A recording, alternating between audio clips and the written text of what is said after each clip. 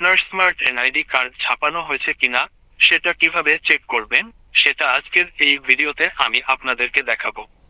তাই কথা না বাড়িয়ে চলুন ভিডিওটি শুরু করা যাক।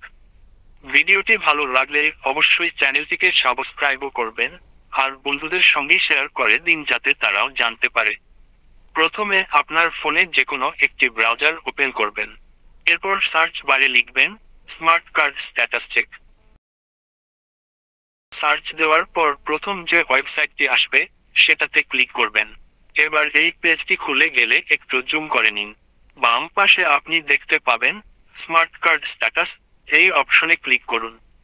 এরপর এখানে আপনার জাতীয় পরিচয়পত্র নম্বর অথবা ফর্ম নম্বর লিখে দিন।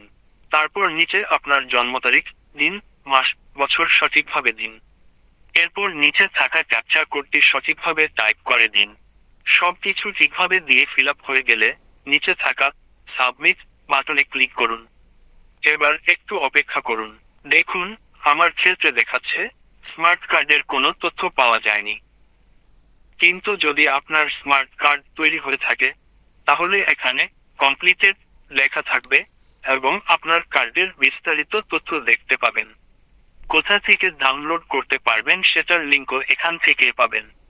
তাহলে বন্ধুরা, ভিডিওটি ভালো লাগলে একটা লাইক দিন, কমেন্ট করে জানাবেন কেমন লাগলো এবং অবশ্যই শেয়ার করুন।